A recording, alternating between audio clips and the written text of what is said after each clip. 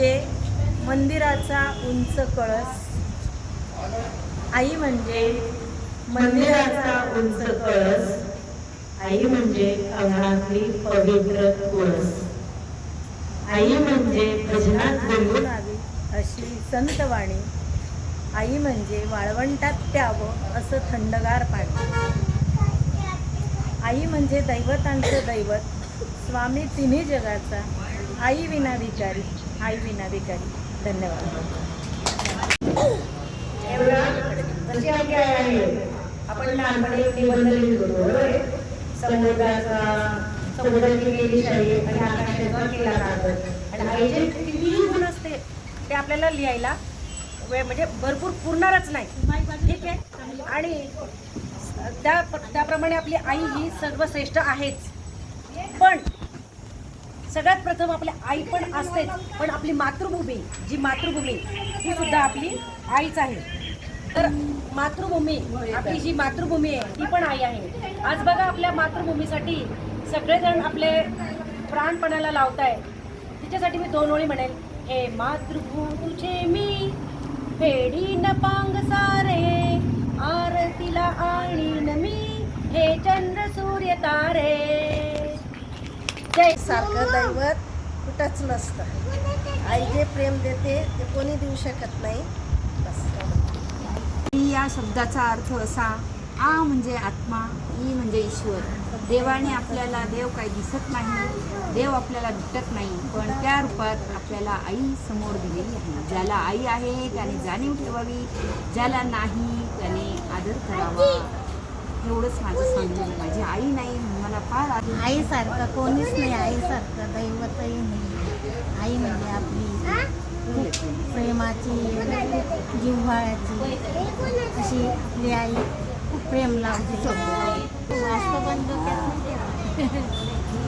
आईला खूप जीव लावावा, त्याकडे लक्ष ठेवावे, तिच्याशी व्यवस्थित राहून देवाच्या इच्छा.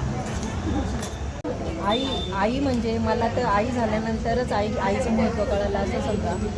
कारण मी आईबद्दल काय सांगू. आई अशी की आज माझ्याकडे जो तिचा सत्कार झाला आपल्या मंडळात, त्यावेळेस माझी आई इतकी आनंदी झाली की तिच्याकडे बघून खरंच म्हणजे तिला असं वाटलं की मी जशी बोरीकडे राहायला आली आणि माझा हा आदर होतो. मी आईबद्दल एवढंच सांगते, कोणी असं म्हणत नसेल जगात की आई राहावी, पण मी म्हणते की माझ्या आईला परमेश्वराने लवकर असं मी बोलू. आईसारखे जगात कोणतंच दैवत नाही आणि समुद्राचे पाणी आटत नाही आणि आईची माया काही सुटत नाही, आपलं पण सुटत नाही. आणि आता आपण आईची तर करतोय, पण आपण पण आई आहे तर मुलांचं संगोपन पण आपलं त्याच्यामध्ये करतोय आईच्या. आईसारखे दैवत नाही या जगतात, म्हणून स्वीकारावे आई. आई ही वात्सल्याची खान, मातृत्वाची शान. आमच्या आईने खूप कष्टातनं दिवस काढले ना, आम्हाला खूप गरिबीतनं दिवस काढून सुद्धा आम्हाला सगळ्यांना खूप चांगलं याच्यात दिलं. भावांचंही चांगलं झालं, बहिणींचंही आमचं चांगलं आहे सगळं. आई तर म्हणजे तिच्याविषयी कितीही बोललं तरी कमीच आहे. स्वामी तिन्ही जगाचा, आई विना भिकारी.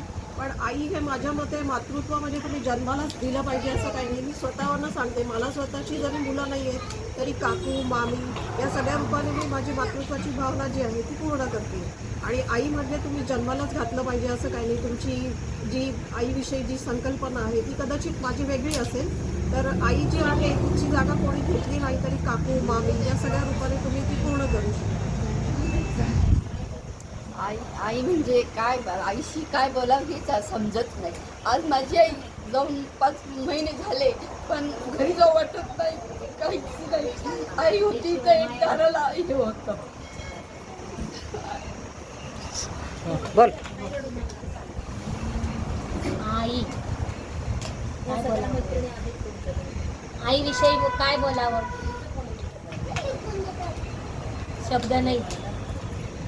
माझी पण आई जाऊन 8 वर्ष झाले, पण माहेरी जायची इच्छा होत नाही. आई असल्यानंतर आपण माहेरी हक्काने जाऊ शकतो. आईसारखं दैवत नाही. बोला.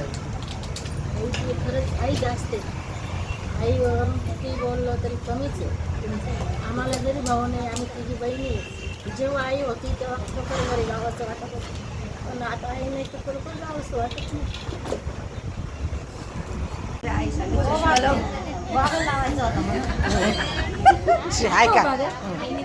आई आईच असते, आईसारखं कोणी नसतं. सगळ्यांचं प्रेम जगात सगळ्यांचं प्रेम मिळतं, पण आईसारखं प्रेम हे कोणीच देऊ शकत नाही.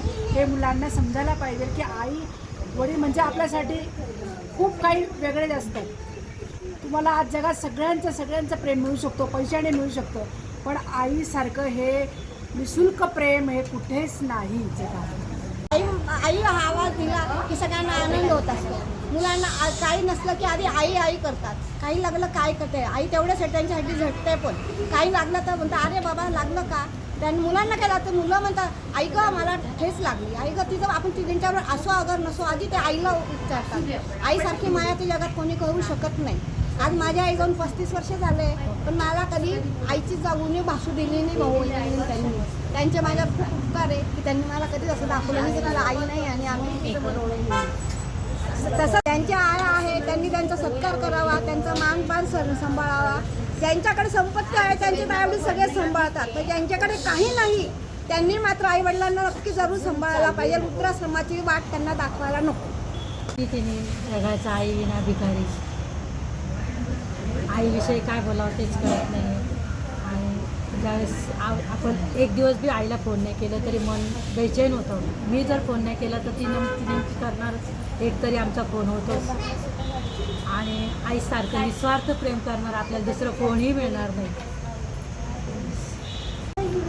आईचं बोलायचं काही हेच नाही. आईच्या याच्यावर काय बोलणार. आईचे जेवढे उपकार राहतात उपकार मेल्यावर सुद्धा भेटणार नाही, एवढे उपकार आहे. एवढं आईसारखे दैवत जगतामध्ये नाही.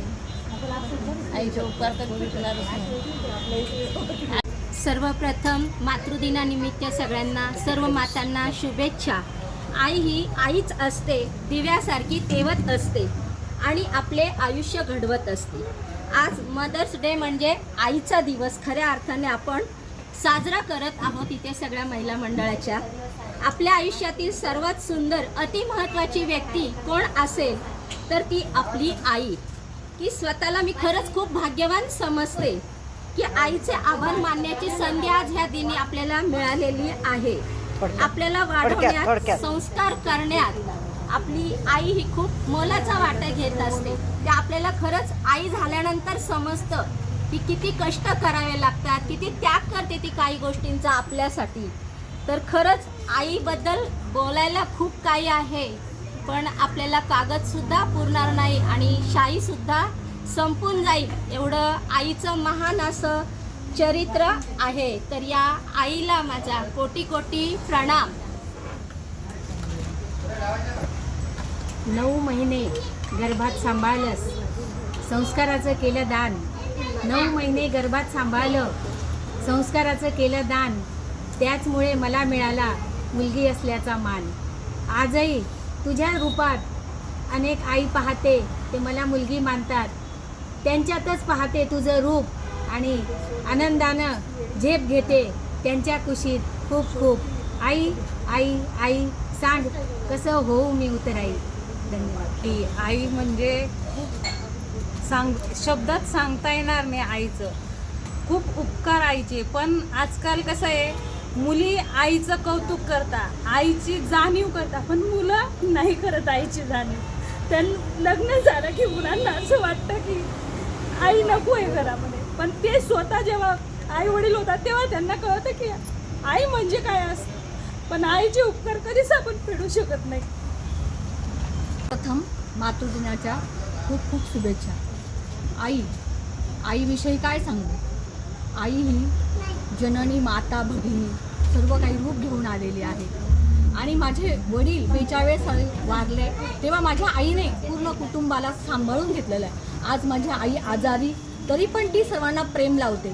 तर तिच्यासाठी मी एक छोटीशी कविता म्हणते. हंबरुली वासराले काटीत वाजाय, तिच्यामध्ये दिसती माझी माय, दिसती माझी माय. अंबरुले वासराले काठी धवा गाय, तिच्यामध्ये दिसते माझी माय, दिसते माझी माय, दिसते माझी माय. अंबरुले वासराले काठी धवा गाय. धन्यवाद. संपलं. आई, आ म्हणजे आत्मा, ई म्हणजे ईश्वर, आणि जे दोन्ही एका याच्यात सामावलं आहे तो आहे परमेश्वर. आणि तिच्यासारखं म्हणजे आपण कुठलेच नाही.